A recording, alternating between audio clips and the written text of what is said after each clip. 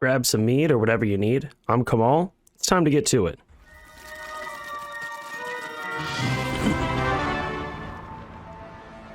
I don't know how the sound is, so let me know. Zana has chosen exile.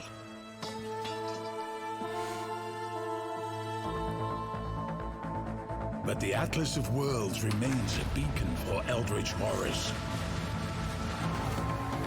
We imprisoned the Elder. We placated the Maven. We've been preparing for the arrival of another, but we never expected four. They embody insatiable hunger, crushing darkness. Oh, that guy looks cool. Merciless wrath. They all look fucking awesome. If we don't stop them, they will consume everything. This is a war for our very existence. The Atlas besieged.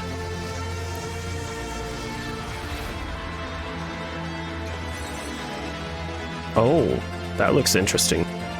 It's completely different.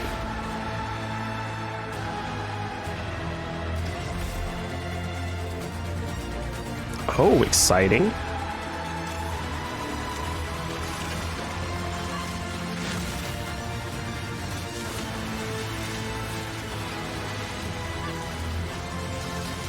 They are here.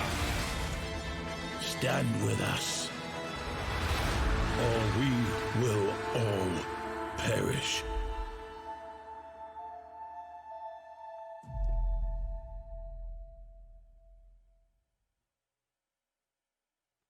Exciting, exciting.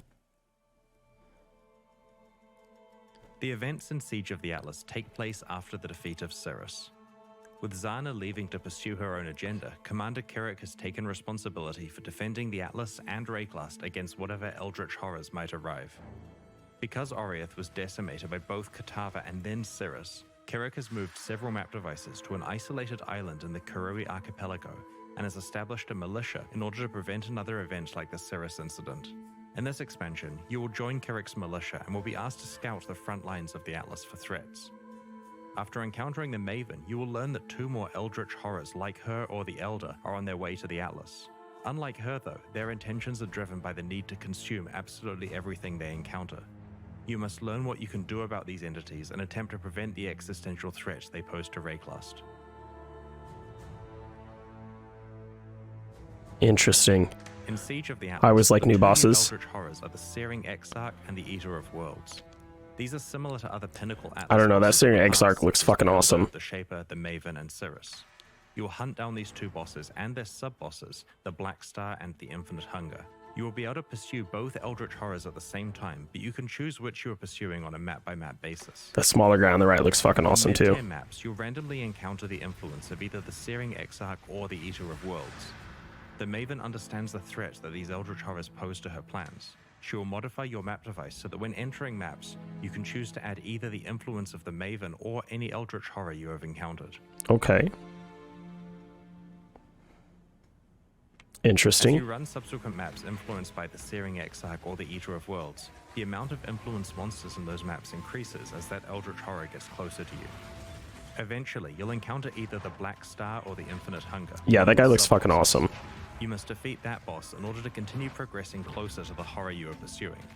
These bosses have exclusive new unique items in their drop pools. You're likely to have encountered the influence of both horrors by this point and can choose which one you're pursuing in each map. Finally, in the highest tiers of maps, you will encounter the Searing Exarch or the Eater of Worlds themselves. If you are able to defeat these extremely difficult foes, they can drop their own exclusive new unique items and Eldritch currency items, which we'll describe later in the livestream. Once you have slain the Searing Exarch or the Eater of Worlds once, you can then farm them. In order to do so, you must complete a series of tier 14 or above maps with that Eldritch Horror's influence applied. Okay. Sounds easy You'll enough. eventually find a key that allows you to challenge the Black Star or the Infinite Hunger again. As this key to the fight is tradable, it's not a strict requirement that you slay this first boss, but the item rewards will strongly encourage you to do so. He almost got nuked. After continuing to farm tier 14 or higher horror-influenced maps, you will receive another tradable key to fight the Searing Exarch or the Eater of Worlds, giving you another shot at their exclusive rewards. Come on, no one uses Cyclone anymore. The keys to the farmable versions of these bosses can be rolled like regular maps, but with their own mod pool. This allows you to control the difficulty and rewards even further. Earlier, I mentioned that maps can be influenced by the Searing Exarch or the Eater of Worlds. Before we move on, I wanted to go into more detail about what that actually means. In influenced maps, as you defeat enemies, altars themed around the Searing Exarch or the Eater of Worlds occasionally appear where you kill those enemies. These altars give you the choice between two options that can either modify your character, influenced monsters, or the boss of the map by increasing rewards but also increasing difficulty. Well, that's cool. You can encounter multiple altars per area, so sometimes you can drastically affect the difficulty and rewards of a map as you play through it.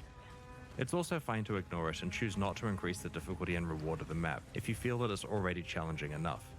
That's what I was just going to question. Modification is altering the map boss so that all of its damage shocks, but also causing it to drop an additional Eldritch currency item as a reward.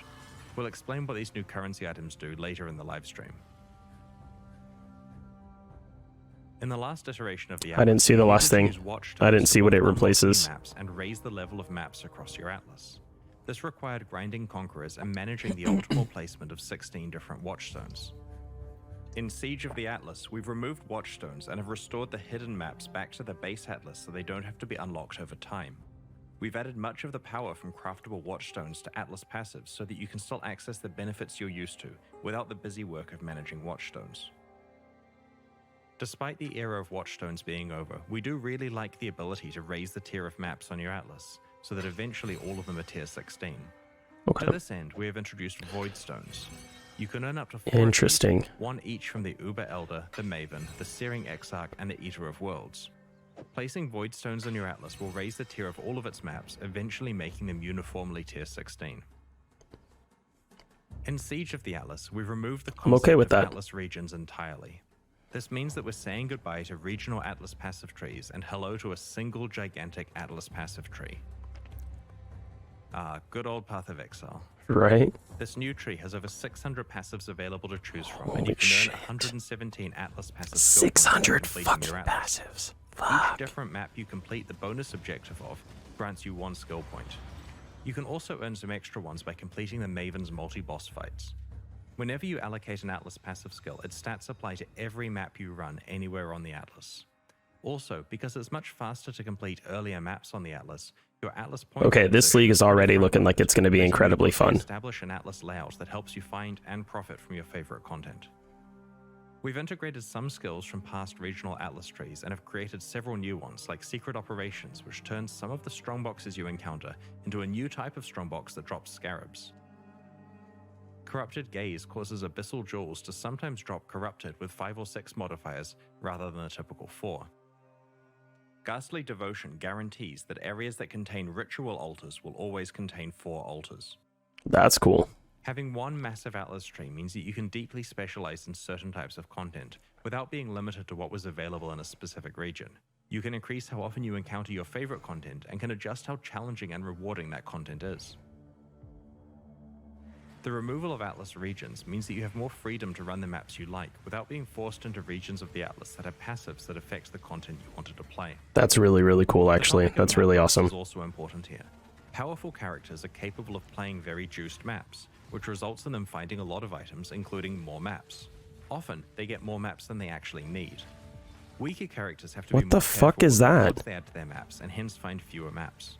This new Atlas tree lets you choose how much you want to invest in the map tier upgrade that used to be the Atlas completion pass. What was up with those Which means fucking that powerful characters Mario who don't flame need wheels? extra maps can instead focus those points on improving the rewards from content they play. On the other hand, weaker characters can invest in finding better maps, and can then respec this later on once they're finding a surplus.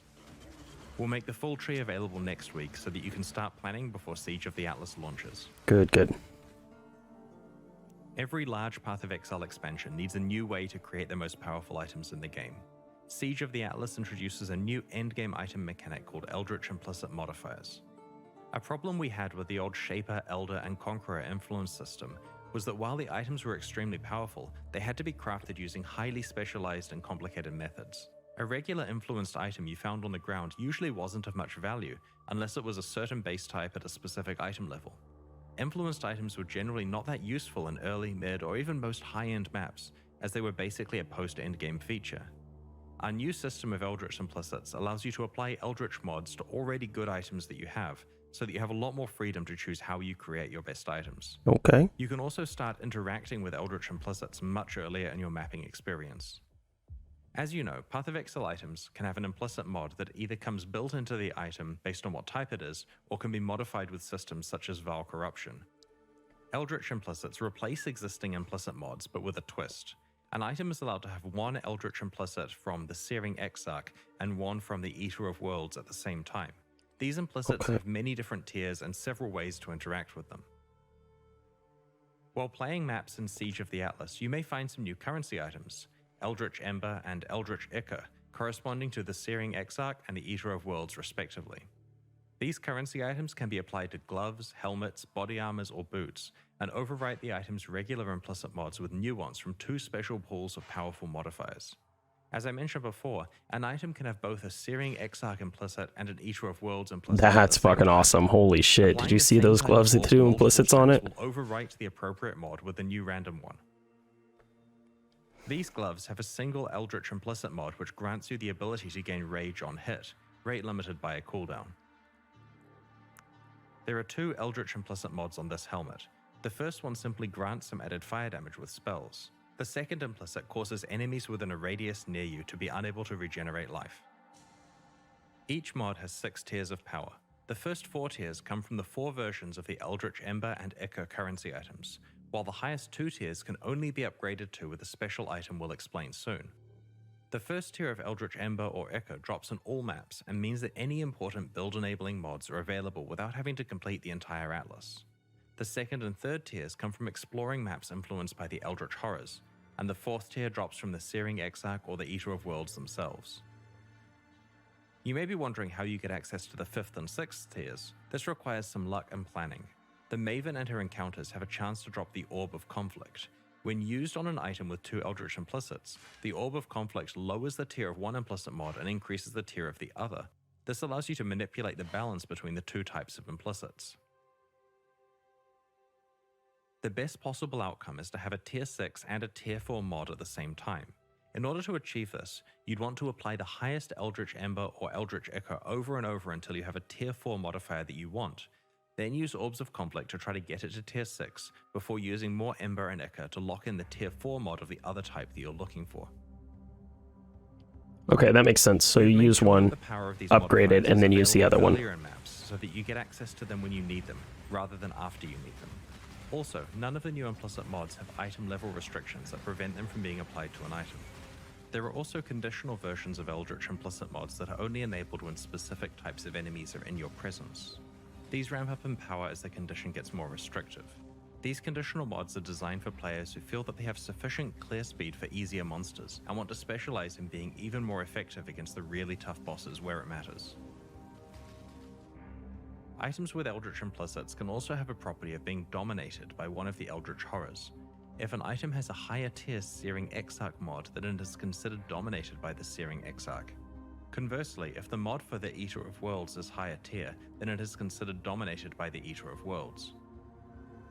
Domination matters for 3 new currency items we're introducing. The Eldritch Chaos Orb will reroll the prefixes of an item if it is dominated by the Searing Exarch, or the suffixes if the item is dominated by the Eater of Worlds. The same is true for the Eldritch Exalted Orb and the Eldritch Orb of Annulment, which add or remove a prefix or suffix depending on which horror dominates the item.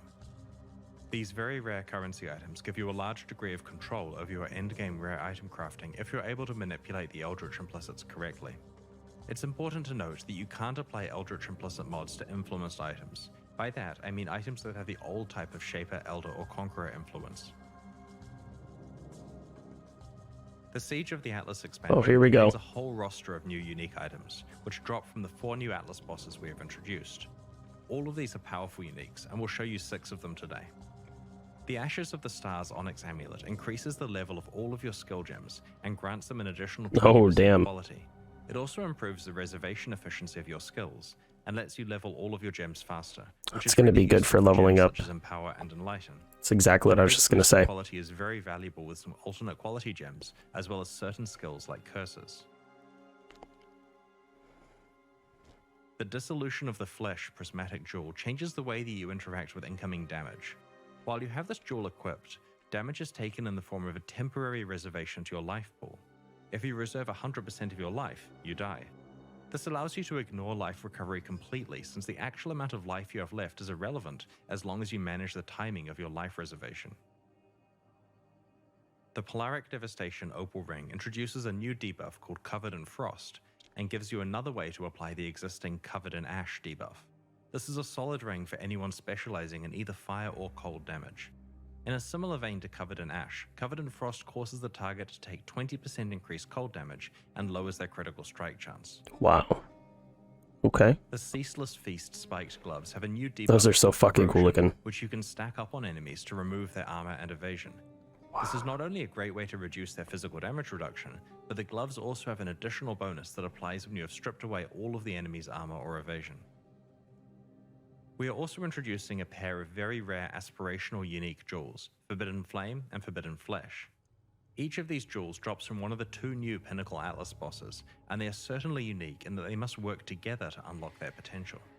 They require the user of the jewel to be a specific class, and they roll with a modifier that specifies a random Ascendancy skill from one of the Ascendancies of that class. If you are able to equip both a Forbidden Flame and a Forbidden Flesh jewel that specify the same skill, and if you meet the class requirement, then you will be granted that Ascendancy skill.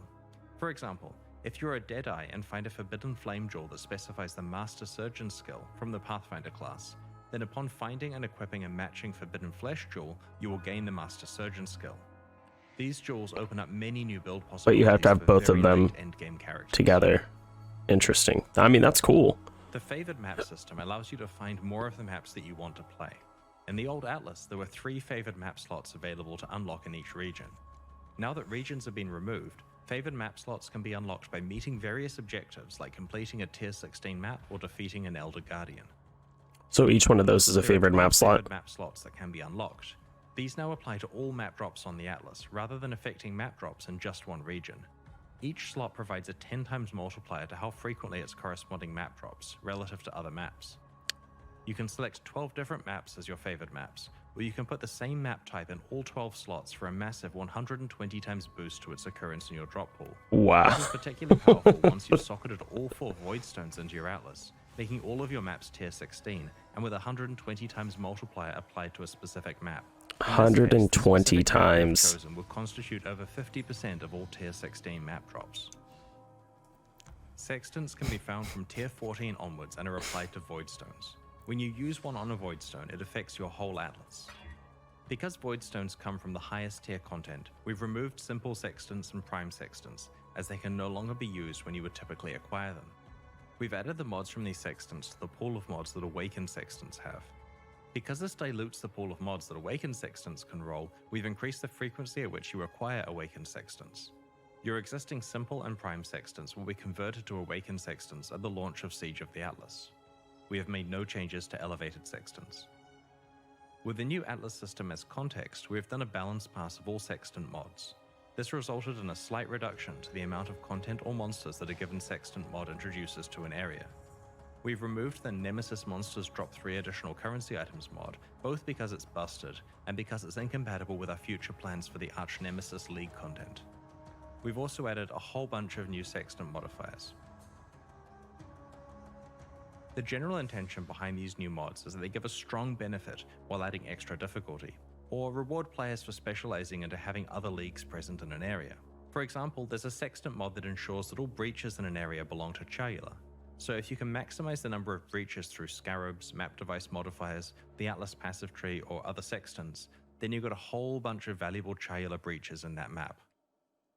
With the removal of Watchstones, players would have lost the ability to swap. I wonder if there's one of those for each different Breach Lords. Maps they were running.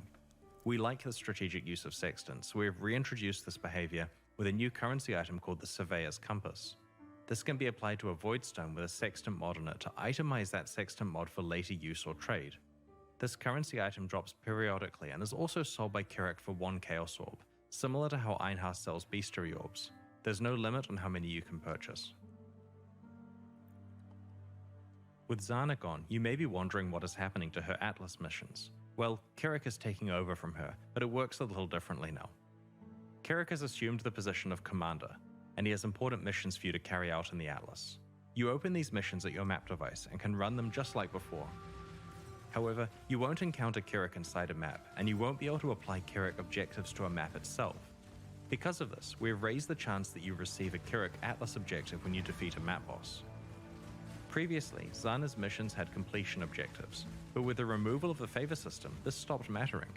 Instead of focusing on completion, Kirik missions now focus more on rewards, and so their purpose is to provide you with additional League content or extra item drops. Instead of your free daily mission being based on the last map you've completed, it's now based on the highest tier map you've completed in this current league. For example, if you completed a tier 16 map, your daily missions will always be high tier maps. Kirik missions can now include That's pretty awesome. content like Conquerors, Ritual Encounters, Expedition Encounters, and even Monstrous Treasure, the former prophecy that makes an area contain 24 to 36 additional strongboxes with no natural monster inhabitants.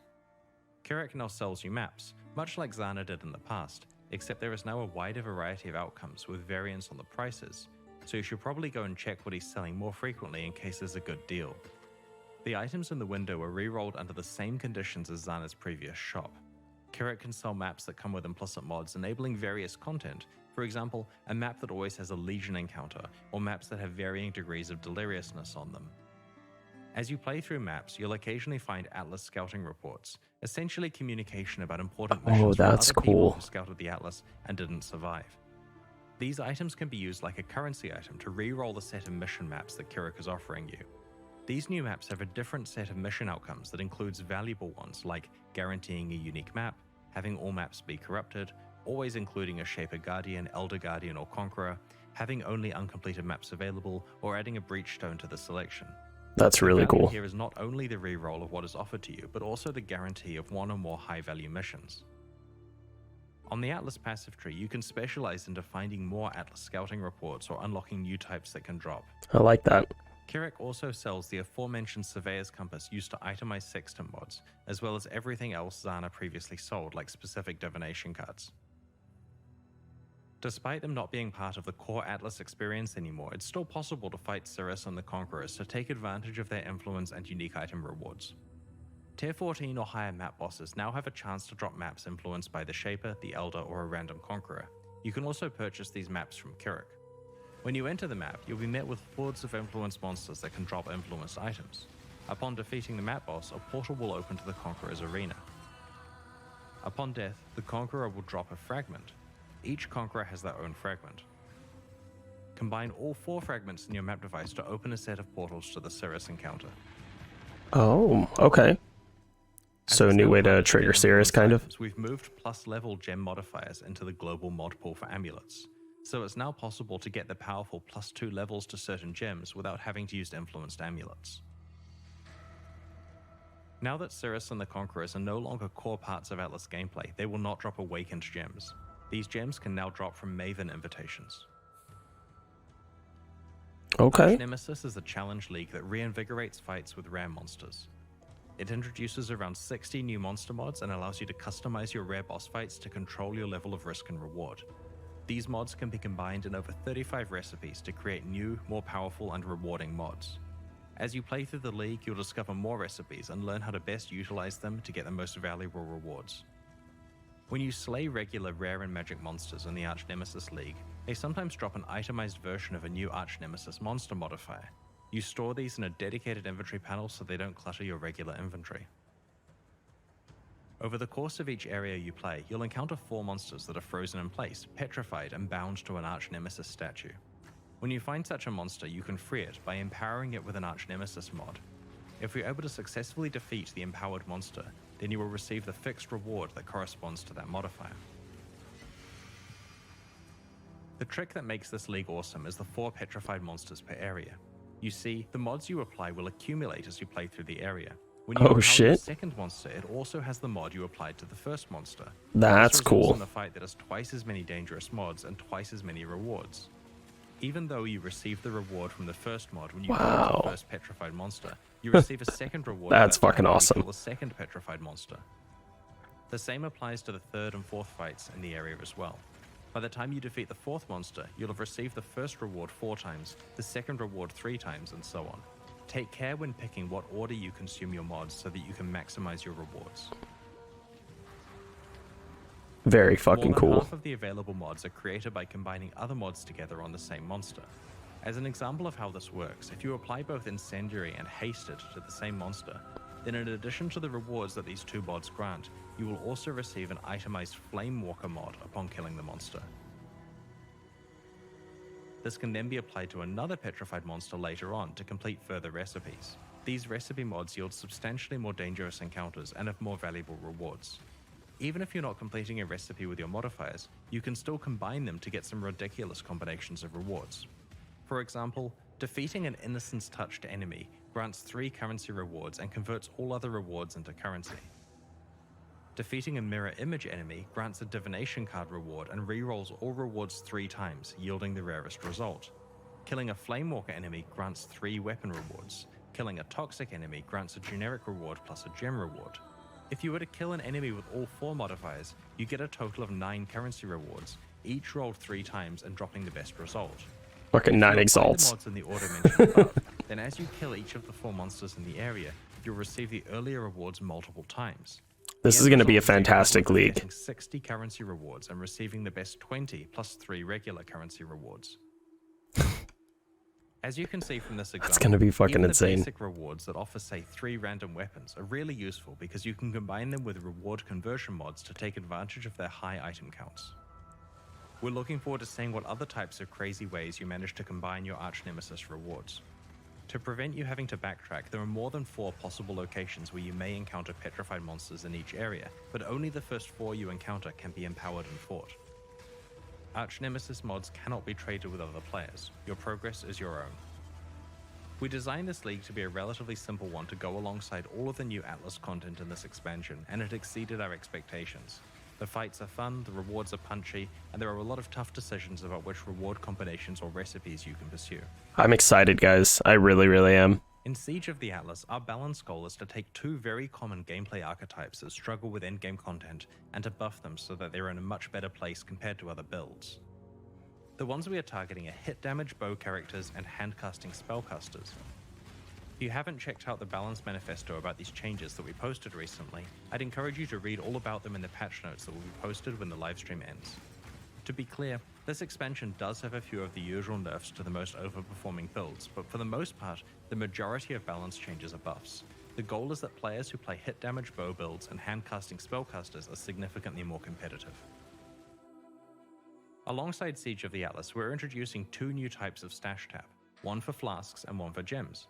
A side effect of this is that you're able to set your regular tabs to have affinity for flasks or gems, regardless of whether you've purchased the new specialized tabs. The Gem Stash tab allows you to easily store and sort your collection of up to 500 skill and support gems. By default, it displays all gems stored in the tab, but you can use one of the 4 categories at the top to filter between red, green, blue, and white gems. There's a drop-down that allows you to pick your preferred sorting method, such as current gem level, required level, or quality, to easily find whatever gem you're looking for. The Flask Stash tab allows you to store 500 flasks and can be filtered to show life, mana, hybrid, utility, and unique flasks. You can also use the drop-down to change the sort order between item level, base type, and quality. This allows you to quickly find flasks. I'm not sure how needed those 2 tabs are, but cool that they're adding it nonetheless. Flasks for crafting. Remember that regardless of whether you've purchased these new tabs, you'll still be able to set up affinities for gems or flasks on your existing stash tabs. Alongside the launch of Siege of the Atlas, we are hosting a competitive event where players will race to be the first to kill a trio of bosses: the Maven, the Searing Exarch, and the Eater of Worlds. The event will take place in the hardcore solo self-found Arch Nemesis League. We have some interesting prizes in store for the winners. Keep an eye on the news next week for more details about how this event will work and what its prizes are. We're almost at the Q&A, but first I'd like to show you the new supporter packs we're releasing today to help fund development of future Path of Exile expansions. See them. Let's see Our new them. packs are called the Worm and Emberkeep supporter packs. Like our recent League packs, there are 3 tiers available, each of which include points equivalent to the cost of the pack, plus many exclusive cosmetic microtransactions like apparition effects, armor sets, weapon skins, forum badges, titles, and social frames. The Worm series comes with an exclusive pet, and the Emberkeep series comes with an exclusive weapon effect. These new packs are in addition to the 2022 core packs that we released recently. Remember, Not really a huge fan of either of those. That concludes the reveal portion of this livestream. Keep an eye on our news next week as we unveil more details about the Siege of the Atlas expansion and the Arch Nemesis League. I mean, they're cool. These reveals are already live on YouTube, but they're not really the live stream. Please spread the word. And not really my thing. The Atlas alongside you next week. It's now time for the Q&A. If you have any questions about what we've shown you today, please get them ready because I'm about to be joined by Ziggy D as we answer your questions from Twitch. Good old chat. Ziggy D. We'll be posting the full Path of Exile Siege of the Atlas patch notes.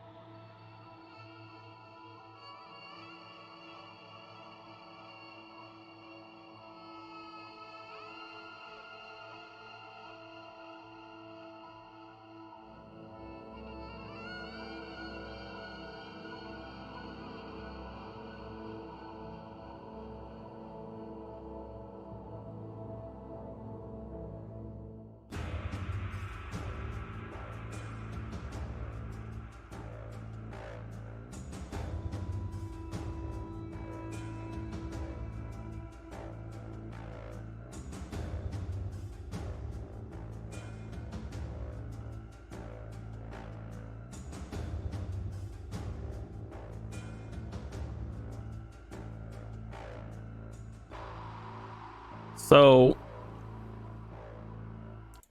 what I'm seeing so far is this looks like it's going to be a pretty cool league. I really like a lot of the changes that they're doing. It does look like a league that I will definitely be investing a fair amount of time into, obviously on the PlayStation. I really like the, I would say, quality of life things that we're getting with the Atlas. I was really happy to see that in the last league, the Scourge League, they dropped the Watchstones down to, what was it, 4, 8, 12, 16, rather than the, I think, what was it before? It was like 24, maybe even more. I don't remember if it was 6 or 8 sections that you had to go through.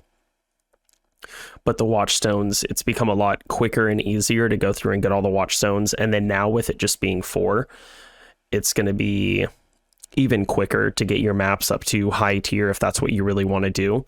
So that's really awesome. I'm excited to see what kind of new abilities, new skill gems we're going to be getting if we are. I also really like that we are getting a passive tree for what is it?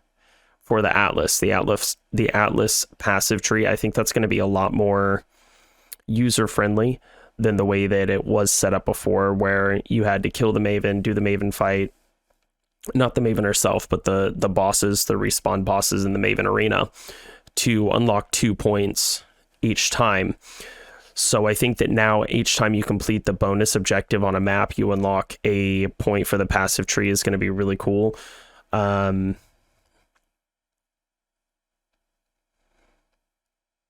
I like the way that they're setting up the new implicits as well, where you can use the new currency items to force implicit modifiers based on which of the 2 bosses, and then you can also make sure that it's 2. You can upgrade them. I don't know. It's going to be a really fun league, I expect. Oh, here we go. Good morning from New Zealand and Australia, Exiles. I'm Ziggy D here, joined by Chris Wilson once again. Good morning, Chris. Hey, how are things going? Very good, very good. You guys always make our day on reveal day. We work very hard to do that, yeah. a pretty spicy one this time. However, I do have to lead off with the most important question first before we get into the rest of the Q&A, and that is, were those training dummies the militia using real, or is it just an elaborate bait? Were you getting training dummies? Sometimes to fish you need elaborate bait, so I think that's a good analogy there. I think that might be a no, Chad. maybe in Path of Exile 2 then. Maybe. I'll keep holding my breath for that one. That would be cool. But, Training dummies. Folks, please post your questions in the chat for our helpful mods to grab. During this, as always, I have some questions pre-prepared based on my earlier watching of the announcements. You slipped some new stuff in there as well, like such as patch notes coming right after this time as well. So you guys are ready. Yeah. It really helps having to write up a lot of the patch notes for the Balance Manifesto in advance. That means there's a lot of other stuff, obviously, but it's doable. So early Manifesto also means early patch notes. I thought early Manifesto meant lots of early nerfs, but only a couple this time around. It also means early development, which is great as well. That is very good. All right, well, we'll kick things off with the new Pinnacle content and Atlas of World changes. That is the big focus of this expansion, a big end game update. And I have to say, the design of the new Eldritch bosses looks awesome, very creepy. Are the Seer of Searing Exarch and Eater of Worlds being placed? Where are they being placed in challenge level related to the Maven? Are they above her or below her? So the goal is that they're slightly more challenging. We do want to keep pushing the boundaries there. It's not massively. I still haven't fought the Maven. The key thing here is that you can roll the some mods on the keys that give you access to them once you've killed them for the first time. So after like the quest completion of it, you then get the ability to farm them, and that involves itemized versions of the maps. And because you can roll mods, of course, it lets you punch up the challenge and reward quite a lot higher than you would otherwise be able to do in any other fight. So it should be very interesting to see how that goes. That's interesting. How does the rewards scale with changing that, with having like a rare version of them? So my understanding is that the mods can increase the rewards in traditional ways with regard to increasing quantity of drops, but I'll just double check to see if there's any other special stuff. So I'm going to do the dev check emoji. Oh, that's a record for dev check, I think. Mm-hmm. Yeah. Right off the bat. So basically, Quant will scale all of their special drops as well. So whatever they're getting in terms of uniques and currency that you want, you just scale it as hard as you can. Ah, that's good, because it doesn't always scale those like special specific drops, but it sounds like it does in this case. I think there's a specific note on the item that mentions that quantity affects it, which helps in this case. It will hopefully make it clear. I remember that Maven was initially pitched at being like the highest level boss fight, so now we've got another tier above that. And then with Craftable makes these fights tend to be a lot harder with the right combinations of modifiers. What you'll probably find, you'll probably find that if you play the fight without scaling it at all, like completely default settings, it's probably easier than the fixed Maven difficulty. That's the average way that players are going to experience it, with a comfortable level of juicedness is probably a bit punchy. A comfortable level of juicedness. Range, but also there's I like the way that he worded that. Underling bosses as well, which it sounds like you're encountering much more frequently. Yeah, you get them on the way through the quest progression, and also on the way to doing the farm cycle. So they're easier, of course. They still drop good in-game stuff, but just not quite as good as the absolute pinnacle ones do.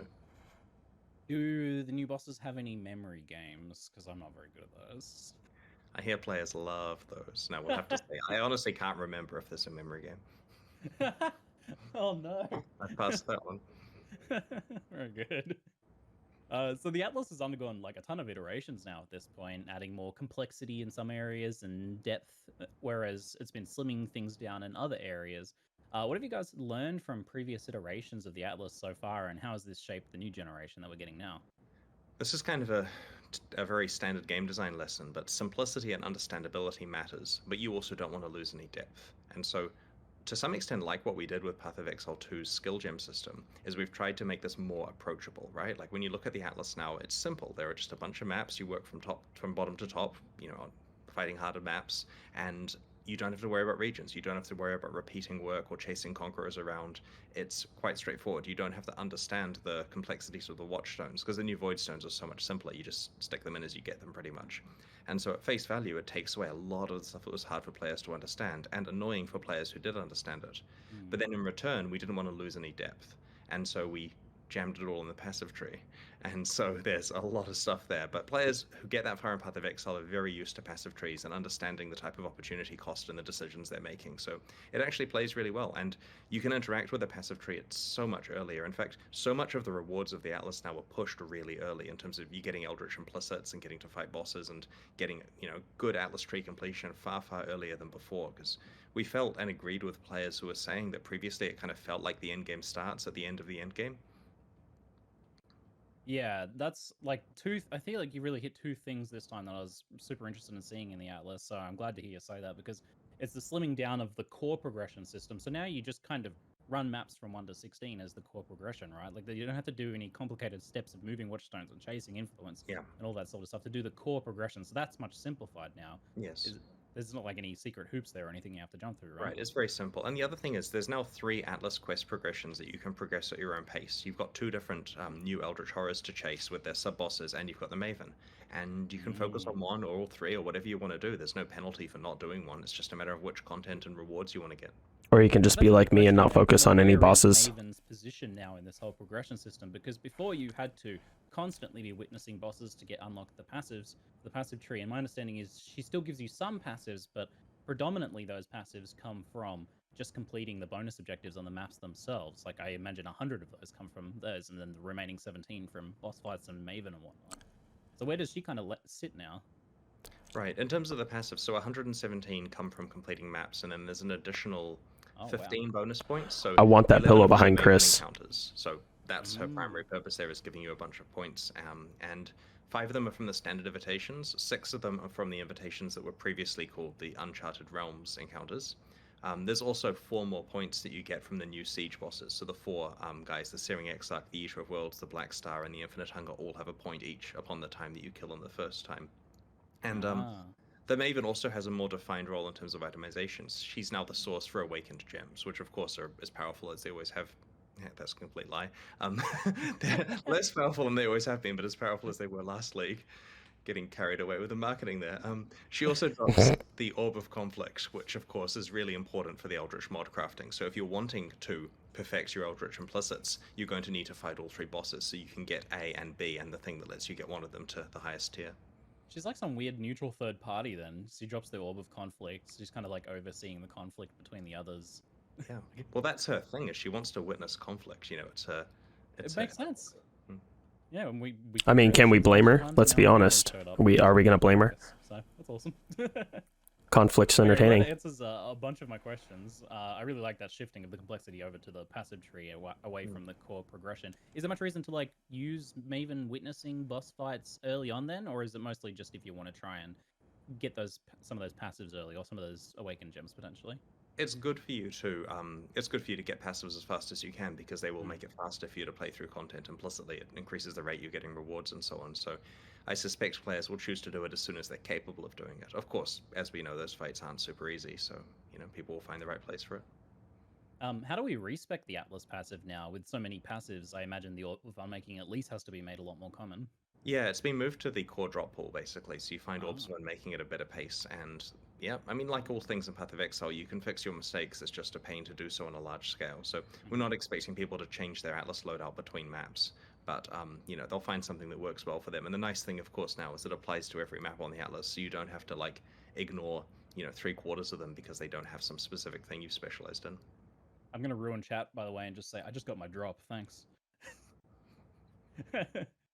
I have a question about co-op progression this time around. Has anything kind of changed there? Can both players unlock their skill tree passives together fully? Like, it was kind of a half and half sort of deal before with the old Atlas system, where you could unlock some map progression, but a lot of the stuff was not, wouldn't work in co-op effectively.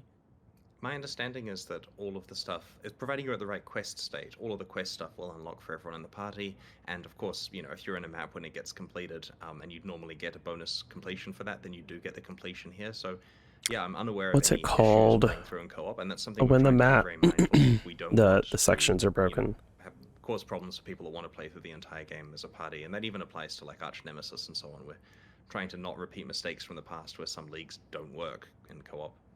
That's very promising. Yeah, you guys have been getting better with co-op implementation of stuff, which is good, because I've been co-oping every league start now. So It's good to see that. Do you imagine that even like boss fights and stuff will unlock co-op progression? Because I know some of that stuff has been turned off a little bit in the past because it was potentially abusable.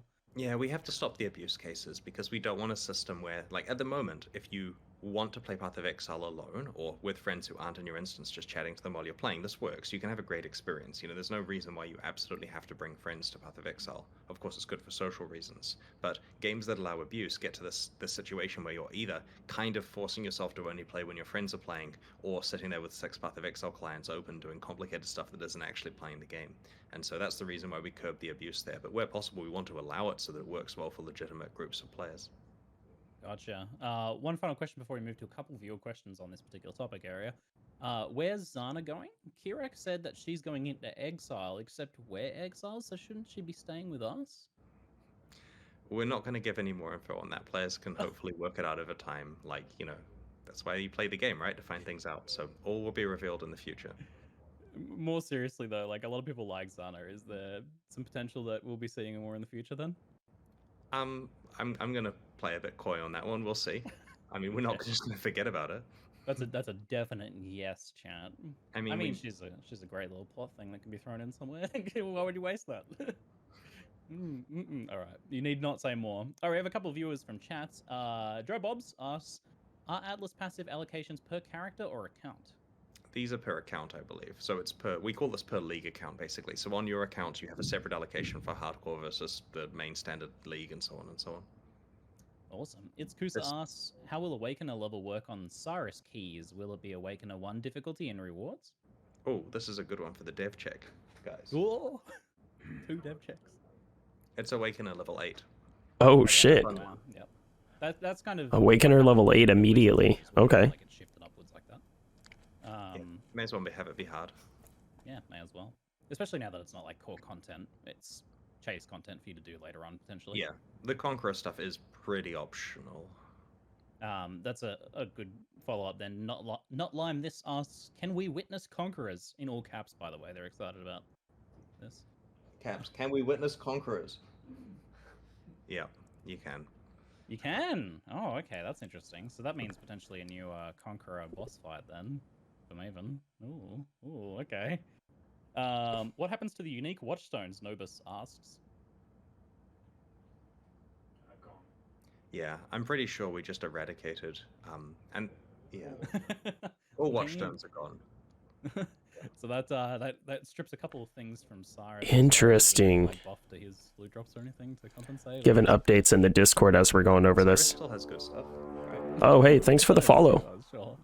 Yeah, they're nodding like, of course he has good stuff.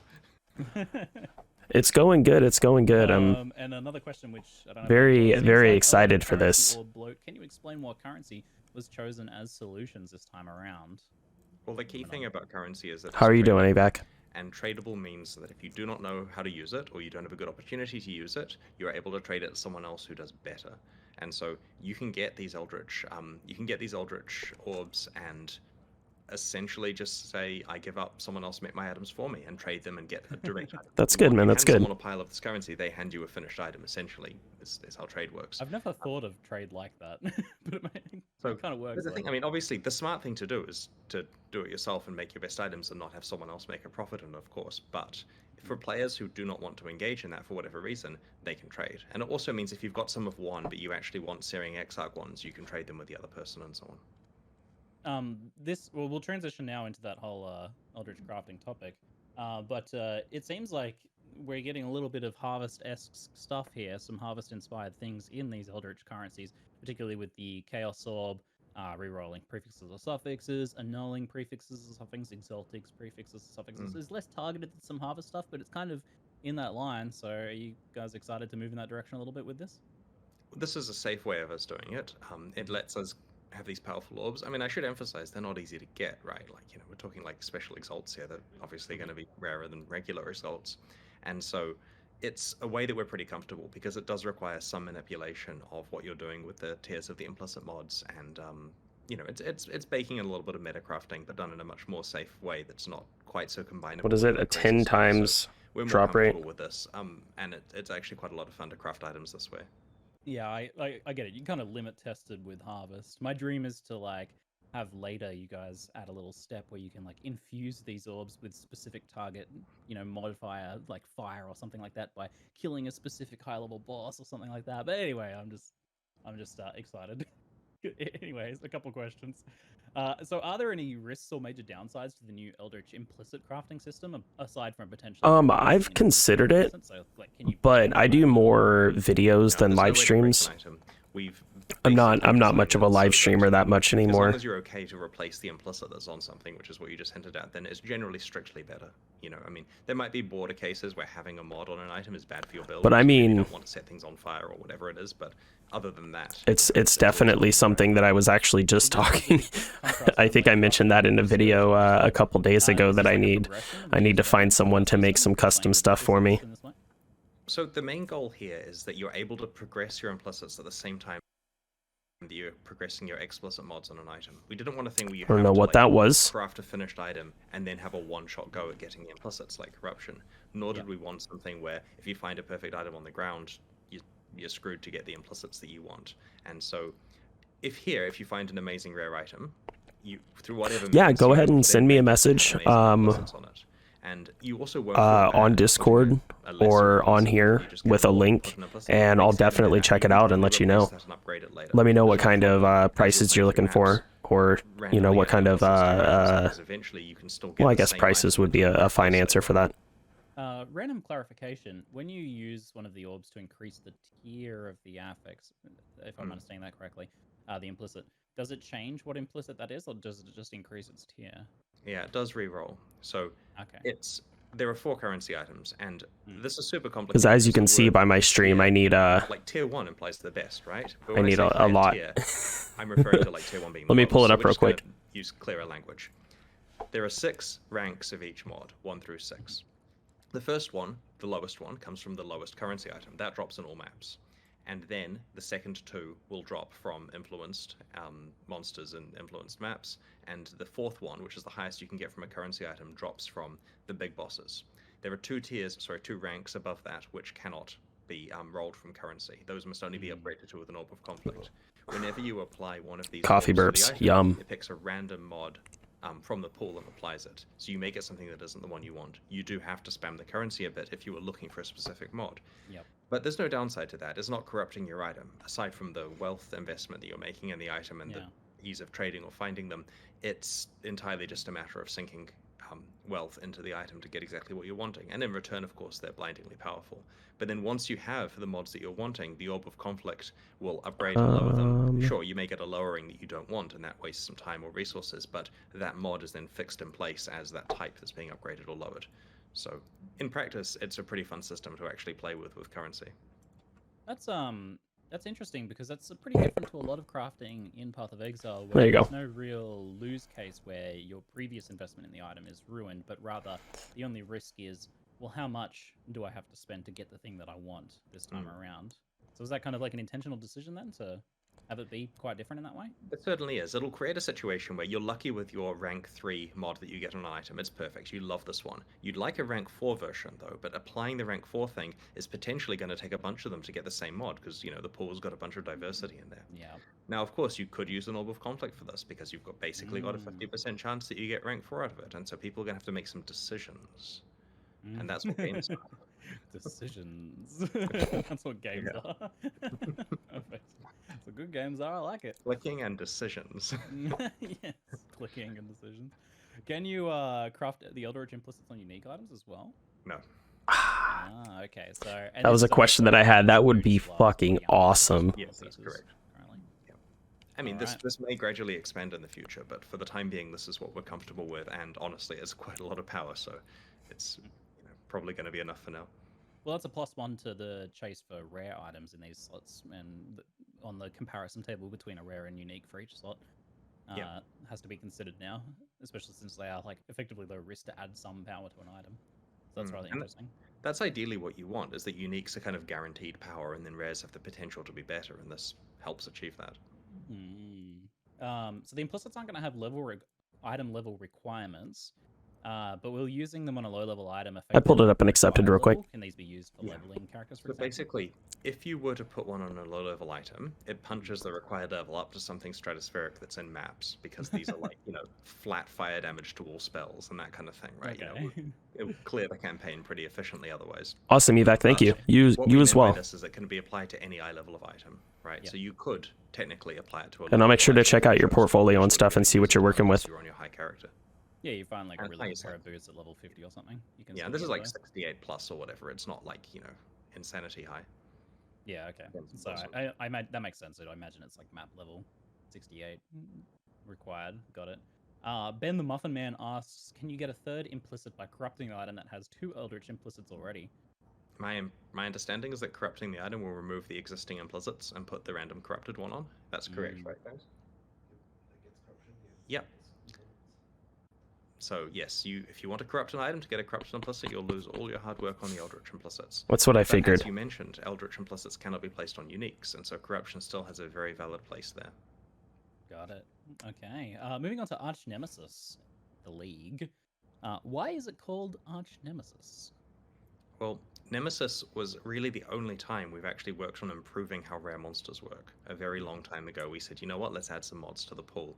And Arch Nemesis is the second time that we're working on improving rare monsters, and it's also a really cool sounding name. Like, there was no debate when we're having our brainstorming session for names, right? Someone said Arch Nemesis, and people kind of drifted out of the room and started typing it in their documents. And you know what I mean? Like, it just ended at that point. We all knew that was the name.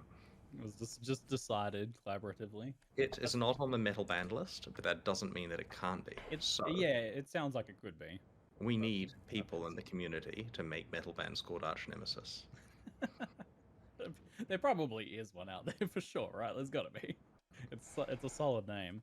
But I was like, so what are the Arch Nemesis monsters there? Because I see there's like a statue, and then there's a rare monster chained to the statue. Mhm. So the rare monster is the thing we're fighting, not the That's right. statue. The statue is Yep. the thing they're chained to.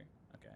When we spawn an area, we pick a bunch of rares, or adding rares to the area, of course, because we don't want to take your rares away. And we basically get some rare monsters from a disparate set of types where possible. So it's a variety of rares that can spawn in that area. Chain them statues, and we spawn more than you need. We want you to be having the ability to do 4, but we don't want a situation where the 4th one is hiding around some corner somewhere you didn't explore. And so we spawn like, I can't remember the number, like 6 of these or something like that. I failed the memory game again. And we spawn like 6 of them so that as you play through the area, you'll probably encounter all 4 without having to backtrack. Oh, Only that's will awesome. those 4 work, but basically empowering one of those monsters will let you fight that rare, and of course it'll have quite a big fight associated with it. Some of those mods do some pretty crazy stuff. That sounds like new tech, kind of the idea of like having a bunch of spawn points pre-plotted out and then only using the 4 that you come across first, right? Yeah, the level team have been doing some good work over the last few years at adding the ability for us to do fun stuff like this. Inserting things into levels, having like the ability to have like flow graphs of where players can move around the level, and we can predict where we'll be early in a level versus late in a level to spawn stuff. For like delirium mirrors and so on.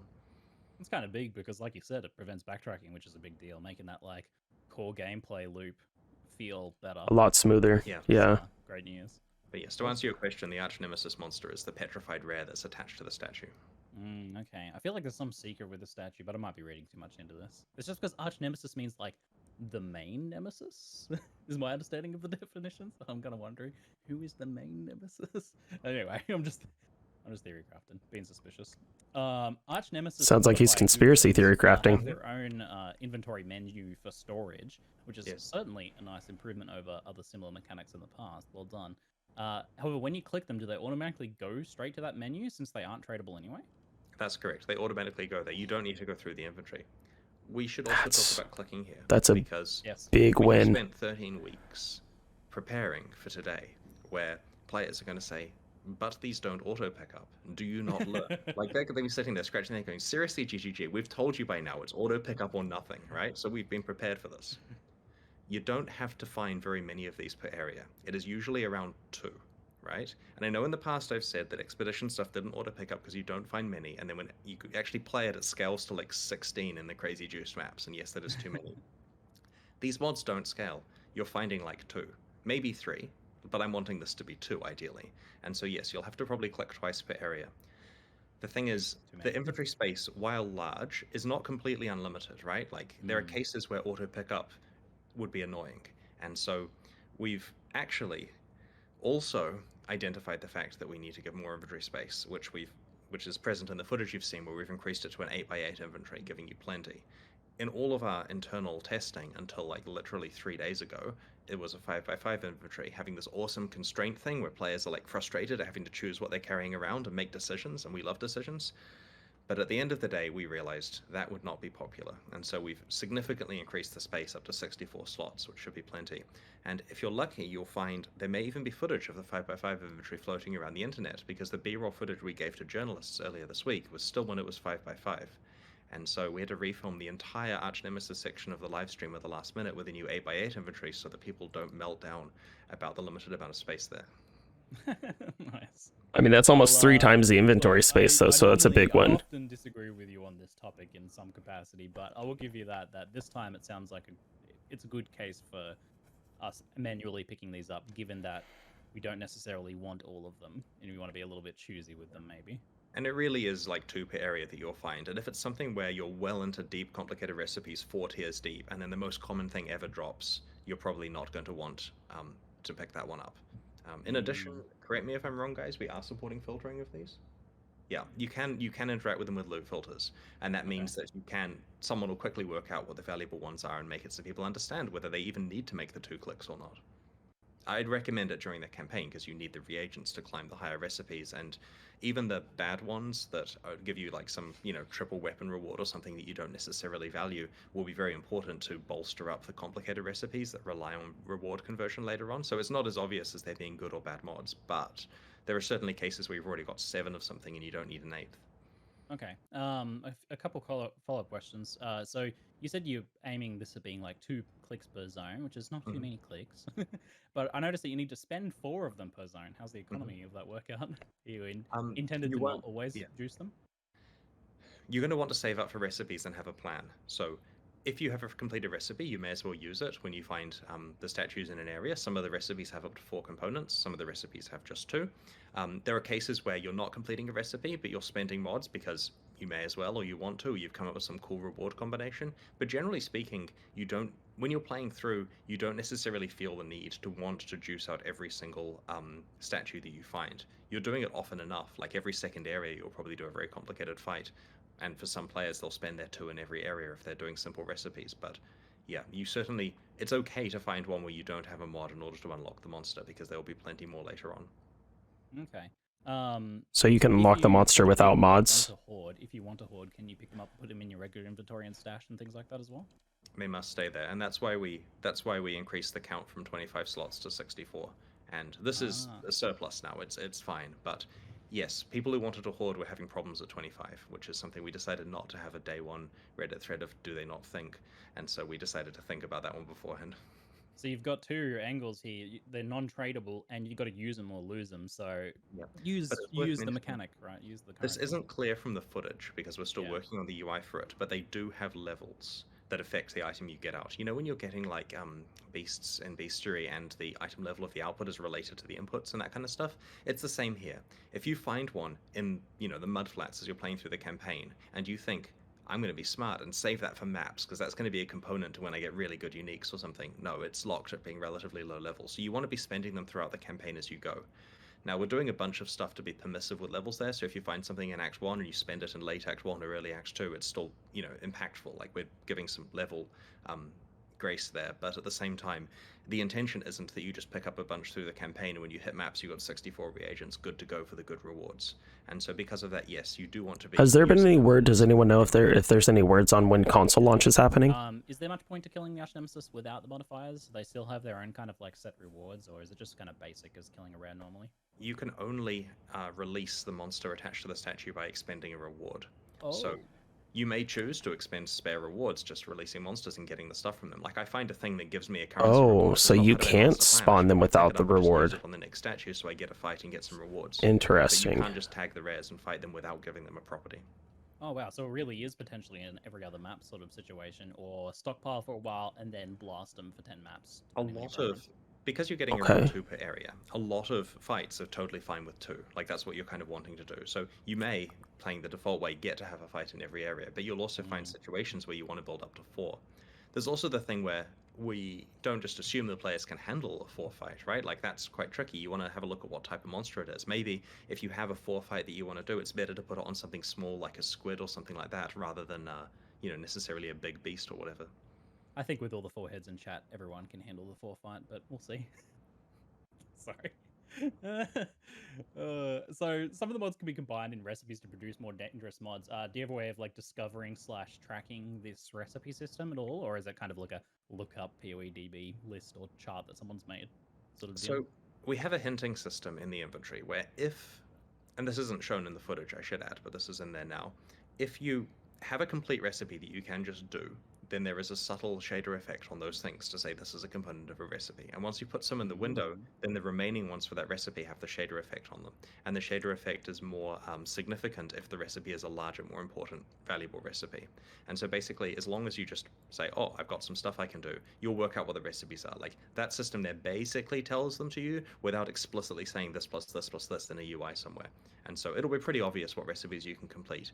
The goal is not that these are like hidden rune words where where the community spends weeks working them all out. Like, they'll get them in the first day or two. It's going to be, many people will be able to look at the wiki to get the list if they want, but you won't need to if you just have an okay memory and look at what the UI clues tell you.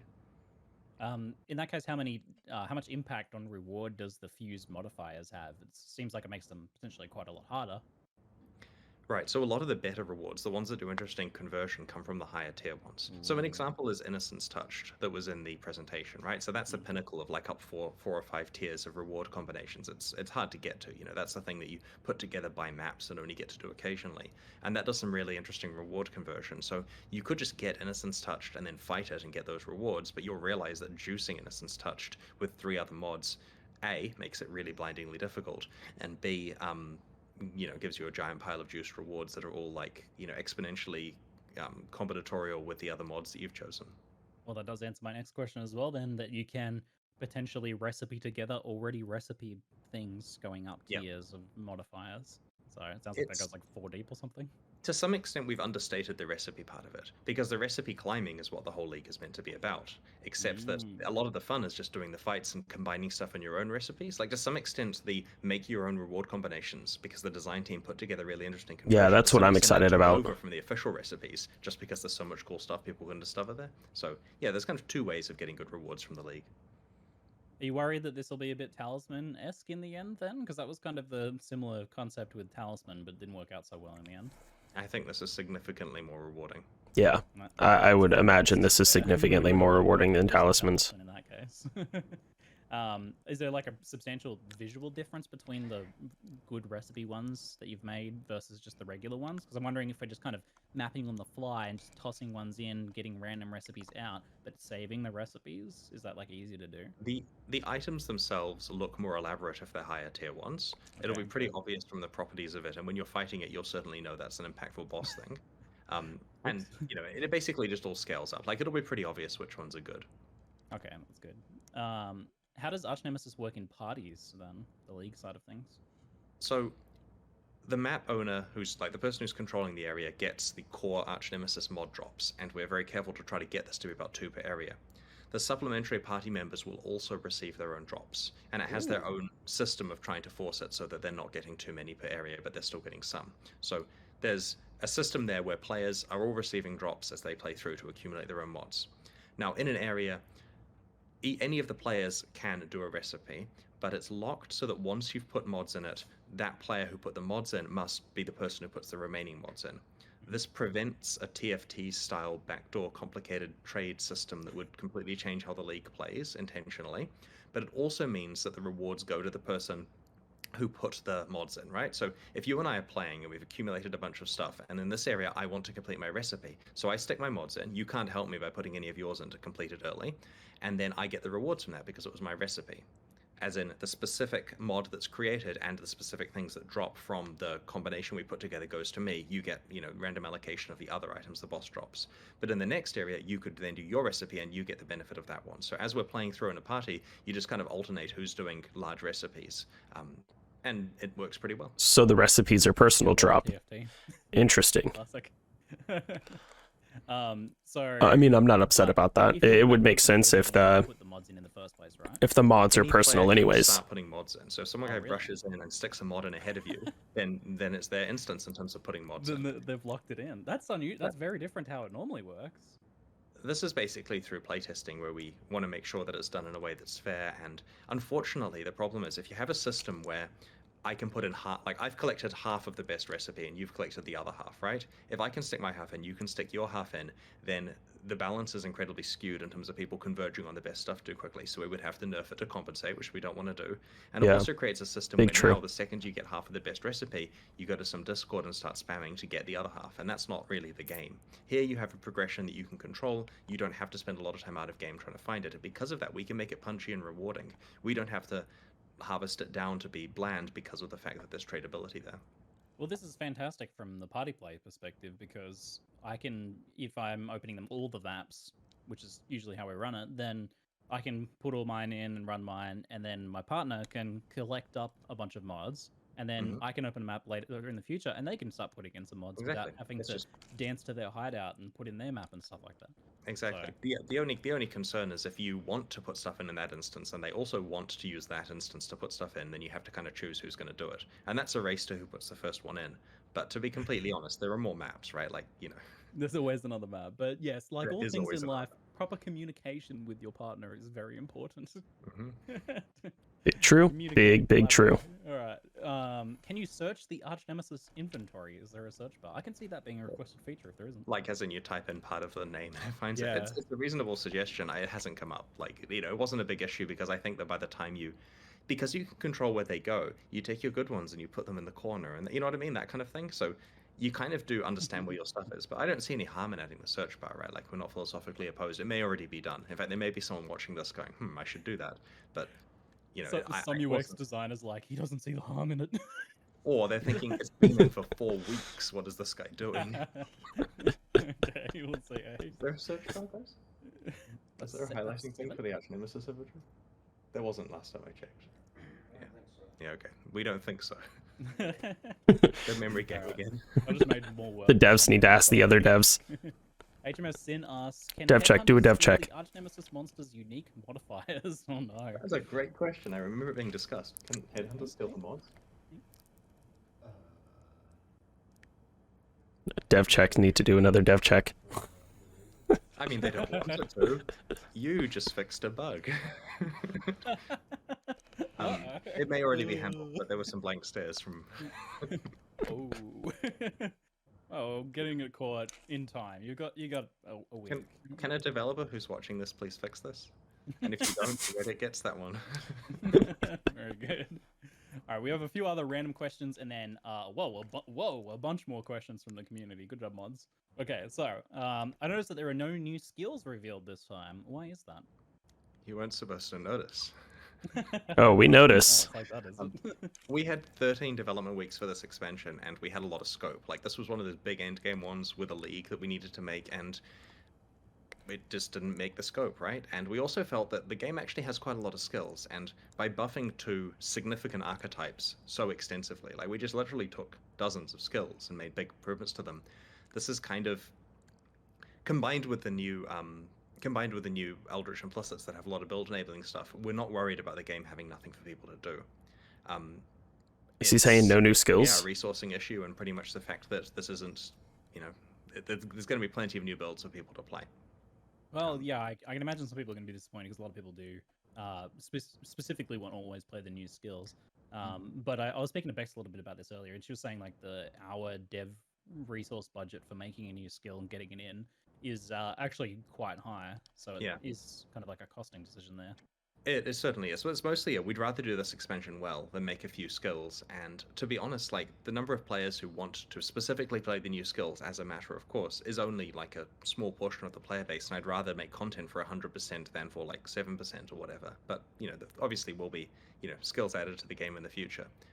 The other thing is, like, occasionally players will say to us, hey, what you should do is not make new skills and instead fix the existing ones.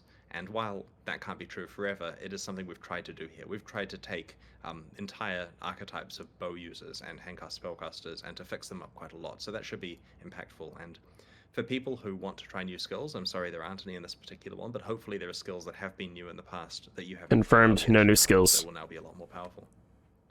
Okay. So Ultimatum has not yet made a return, though in some ways Arch Nemesis does remind me of it. But is there any word on its rework and return, as previously mentioned? This was a resourcing issue as well. We realized that to get it in the game in the state we want requires quite a lot of work, and that wasn't going to fit in 3.17 alongside this stuff. The Atlas stuff has been rather large, and so we do intend to bring Ultimatum back in the right form, but it's not this time. All right. Potentially a next time, DM. Awakened Gems seem to keep getting... We kind of touched on this a little bit, but I'll bring it back up again anyway. Awakened Gems seem to keep getting nerfed. And I'd kind of guessed that with Cyrus and the Conquerors being semi-retired now, I guess, we'd be shifting away from them being a chase or an expected progression for builds. But it seems now that they've been made a drop from the Maven boss fights, they're staying core, somewhat at least. How do you guys feel about Awakened Gems in general, and what's the goal with them? We see them as core, and we think they benefit many builds. In fact, we wish there were more of them that would benefit more builds. Like, it would be nice if there were Awakened support gems for literally everyone. This is not a feature announcement. That's literally just us thinking aloud. I don't even think we're planning any in the next few Guaranteed. expansions. We think it's important for you to have something that you can get from the Maven that will help improve your late game damage. The boss fights are hard, right? Like, you need this. It's punchy. You know, if you can use Awakened Gems, you should definitely farm for them and get them. So this is from the Maven's boss fights. The Maven boss fight as well. Does she get like a high chance to drop one or something? I'm gonna dev check that. Oh, it's like 9. Awakened Gems, are they from the Maven boss fight herself or from the other invitations? They're from the boss fight itself, and the lesser ones that were previously just dropped by the Conquerors will be available from the regular invitations. So the Maven herself is the one who drops the good ones, and the lesser ones that were previously from the Conquerors are the ones that come from the invitations. Actually by the Maven. Thank you, Rory. So that's kind of good as well, because it had kind of been felt that the Maven's rewards were a little bit underwhelming compared to, say, Cyrus or some of the other bosses. As well. I think there's also... Yesterday we had this conversation. In fact, I shouldn't be saying stuff like this. We were reading some of the drafts of questions that we may be asked, right? You know, doing our prep for this. And we get to this exact point of what are we doing about Maven rewards with regard to, you know, is the Awakened Gem sufficient? And then we decided to buff a bunch of Maven uniques. So yes, to get to your exact point that the Maven rewards were underwhelming, there are buffs to those, which were added literally at the last minute in the patch notes. Like, the patch notes were approved and done and sent to translators, and the formatting's ready and we're good and we're celebrating. And then someone says, we need to buff these uniques, so everyone gets writing again. And so I hope that actually happens. Yeah. Oh, that's very good news if so. I hope so too. I'd like to see some spicy chase there for sure. All right. Okay, we've got some more community questions now, a lot. So apparently literally everyone, and I just have to read this proviso first. Bex said we could ask this question, apparently. So I guess blame. Why was this not presented from a hot tub? Thank you, Bex. Okay, so I have a hot tub at my house, and I hadn't used it in a couple of years. And when we did it came with the house, I should add. But when we did the Halloween board, you know, the one that said one gigantic Atlas tree, Bex says, "You're welcome." Oh, cute. Anyway, when we did the Halloween board and we had the stream from a hot tub, because of course that was topical back, you know, a few months ago when we did that, I thought to myself, I bet you I'm going to be asked to do this, and this thing needs cleaning. Like, it's been a few years since anyone used it. This hot tub needs to be sorted out. And so I was sitting there, like, hot summer sun, like, getting sunburnt, scrubbing this hot tub, you know, in my spare time, just in case we needed to do it for this live stream. And then, thankfully, made a judgment call that no, for the sake of a meme, I'm not going to, like, confuse 99% of the players. That would have been great, though. Like, there's a very close parallel reality here. Yeah, the like 1% of people who pay uber attention to these memes would have loved it, but 99% of people would There's just also be like, the risk I of, see like, the you know, hot you tub. accidentally violate some rule. Like, turns out that's not allowed now or something like that, you know, and then instantly the stream's cut off, and then we just, you know, It would be a great PoE meme marketing thing, you know. if he were to do it. If he were to do it while out fishing. You being on a hot pub and doesn't care at all about the expansion. That's just what gets reported. We're just with fishing poles around him, not actually Alright. fishing. Someone asks, how does the Ascendancy gems work with the Scion? I don't think they do. The Ascendancy jewels. jewels, the Scion. Yeah. It works. Oh, it does? You guys are smart. How does it work? She has her own set. Right. She has her own set of special mods. Oh, So, yeah. okay. That's that jewel though. I was like looking at it and I was like, holy moly, there's a lot of versions of that Yeah. jewel. We tried to make it clear in the stream, but to be clear, they have class restrictions, and they will give you an Ascendancy of your class from a different Ascendancy. So if you're a Deadeye, you can get a Pathfinder 1 or a Raider 1. You can't get a Juggernaut 1 as a Oh. Ranger. Oh wow. Okay. So That's they cool. do let you splash outside of your Ascendancy class, enables tons of new builds, but it does not let you get something incredibly off class yet. Yeah, okay. That's So great. it's We don't have moderately jobs deterministic like to a that in point. England. Unless you're an Ascendant, which does have a bunch of off-class stuff, they clarify. So to answer your original question, yes, that's how you get your super off-class stuff. Oh wow, okay. Yeah. Whoa. Okay, so multiple layers to that. So you can splash stuff from other Ascendancies on your character, regardless of you not being that Ascendancy. You just have to be a Ranger if you get a Ranger Yes. one. You're don't have to getting be a- any Ranger Ascendancy on a Ranger. You don't have to be a Pathfinder to get an additional Pathfinder node. So it's not about getting an extra Ascendancy point. It's about getting an extra Ascendancy point outside of your Ascendancy class, but within your class. Wow, okay. It also means from like a farming potential if you're like wanting to sell these. Or I something, understand you those better wanna now. get The class that is the chase version of Well, these. You don't find one for your class. It's like Hellfire Torches. You find one, and if you're lucky, it's your Oh. class. Oh, okay, all right, okay. I was So- getting confused between the two. Two Diablo 2 There are callbacks. 7 classes. They'll drop for a random class, and then the node that it picks for that class is one which is from any of its Ascendancies, and you need to be that class to equip it. Okay, all right. But you playing a Marauder, you can get a Ranger one to drop. Why You're not? playing a Marauder, you can get a Ranger one, and that Ranger one will have any Ranger Ascendancy passive on it, including okay. outside of the person. who Okay, owns it. so I made misunderstand. this I more confusing misunderstood than it that. needed to be with my explanation here. I was surprised because we don't normally have tailored drops like that in Yeah, PoE, no, it's not a so- tailored drop. It's, Okay. I'm just So, clarifying scratch what I the said. fact that a Ranger cannot equip a Juggernaut Ascendancy skill from Yep. this. Okay. But the question nonetheless revealed some pretty awesome stuff, so that's exciting. Okay, Lufathal asks, can we apply these new Eldritch Implicits in unique items? Well, we already answered that one. Yeah. What happens when we use Chance Orbs on these items? Oh, that's an interesting one. Chance Orb being an item with an Implicit existing. Oh, 11 dev checks. So they can't be chanced into uniques anymore once they've got. It's similar to synthesized items where once they have these on it, you can't chance them into uniques. Destroyed. Very nice. Path of Exile really is a game of will the community or our limited team of developers think of it first. You know, there's millions of you guys, and Yep. these guys here are real smart, and I think he just called us dumb. A lot of people are also asking about Hive mind, though. currency. as Hive well. mind. What's happening with that? I believe tainted currency does not drop anymore, right guys? Yeah. No more Okay. tainted currency for now. For the record, I really like tainted currency, so we may see it again in the future in some form, but no, all of Scourge is going away for now. Yeah, I like, well, I certainly like the easier 6 links. That was a very popular thing. And how do you guys feel about that? Because I feel like every time you guys have made 6 links easier to acquire, it's been universally praised. Yeah. I feel if we made it so it auto picked up items, people would praise it, and then if we made it so that, like, you know, these appear in a spreadsheet rather than a stash tab, people would praise it. And then if we made it so you don't need to log in for it to find the items, people would praise it. And then if it just emails you a daily update of how cool you are, Alright, like, calm down, calm down. Calm down. I I think I finally have my microphone set up correctly Easier where... Six Links is going to get praised until the game has no valid progression anymore. Nope, never while mind. That may be true. I think this is slightly different because I think this touches. They're on using a fucking wind, an air, what the hell's it called? Already agreed to. Right outside my window. The whole thing in PoE 2. I was explicitly pushing for easier 6 links for the longest time, right? Like, whenever there's an opportunity over the last decade to make 6 linking easier, I'm saying do it, do it, do it. So I agree in this case.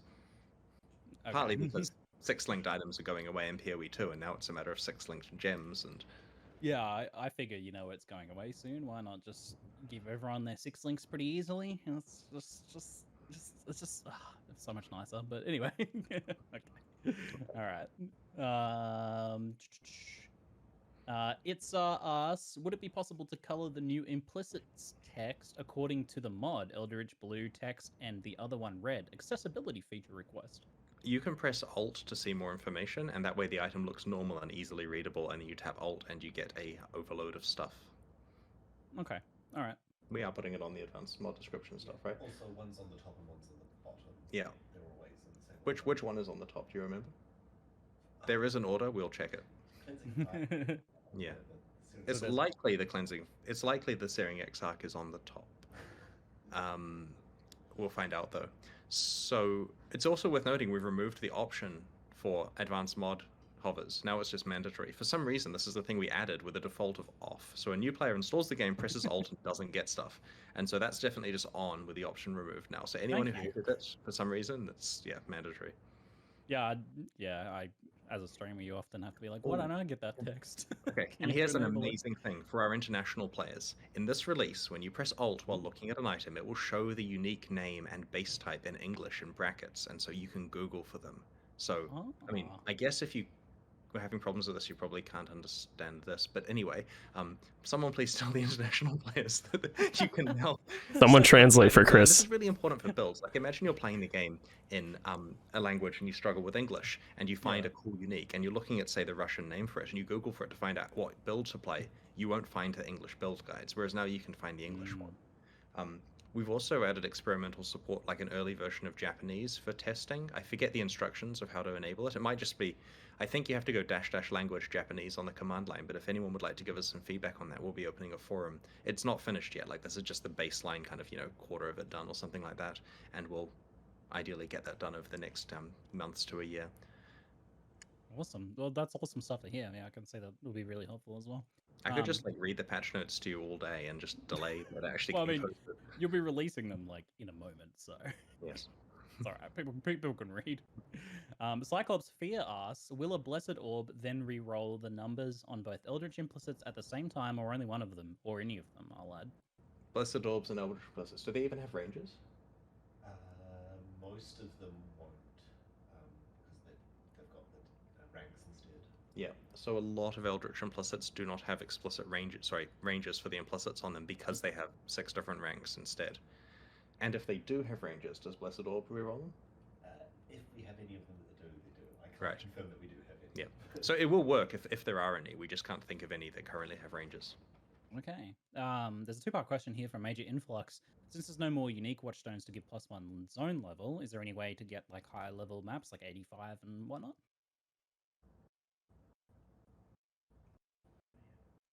Unique watchstones would add to the map level before, like to increase the area level of the area. Are there any ways to do that now?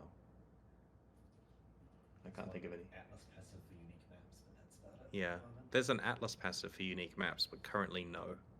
Okay, so that kind of maybe answers the other question then, if there's any way to get item level 85 ritual helmets. So that kind of, I guess, kills that as well. Then. That's needed then, not at the moment, sorry. It's worth noting that our intention here is to continue to evolve this new endgame system in subsequent expansions. Like, the previous era of dropping an entirely new endgame every year may not necessarily happen a year from now. I mean, the goal basically is to continue working on this one because we like it and try to incrementally improve it in each expansion rather than dropping a completely new one each year. We think that will actually give people a lot more to work towards in the endgame with each league, as opposed to just seeing the league content and trying out a couple of new builds. We actually give them some new stuff to do in the endgame as well. There was a lot of talk about, like, well, there's major damage buffs for hand casting and bow builds, hit bow builds, but totally not at work. 64 asks, will there be any changes regarding mobility and defense options for hand casters? We did a massive defense buff in one of the recent expansions, and as you'll notice, we didn't nerf any of that, so well, I don't know, maybe we did, but I don't think we nerfed any of that.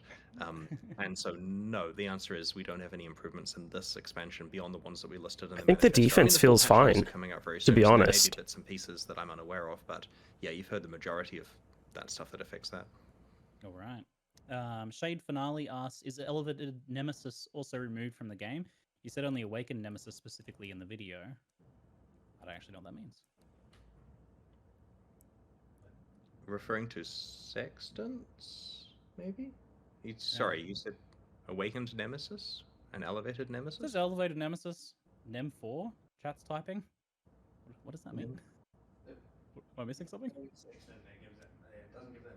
The elevated sextant does not give that mod anymore. Ah, I'm glad, okay. They're like, talking someone about sextant understands mods. this. Okay. All right. Pie by Pie asks, does quest tracking help guide us through the new Atlas and bosses? I believe it will do, right? New Atlas quests. Does it have a quest tracker? Yes. Yep. I think we're getting the wrap things up signal, so I'll ask a big question is reports on hard mode. It was said to be happening early to mid this league, right? Is that Yep. still the case?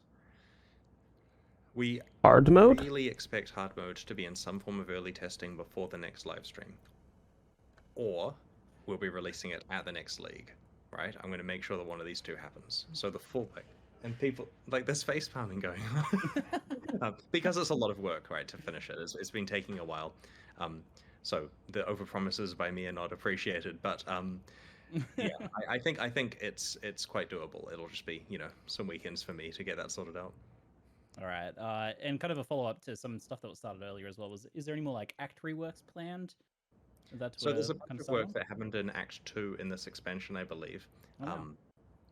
But it's not as extensive as the Act 1 stuff that we did before. Can you clarify? That is correct. Just a resourcing issue. Yeah, resourcing basically is that us revamping the earlier acts is like the last thing on the list of things we want to get. I mean, we want to get to it, but it gets pushed out each time relatively easily. So, yeah, we'll keep working on that as we can do. All right, and also people also just want to know if there's any like PoE Mobile or PoE 2 news as well that they can like keep an eye out for.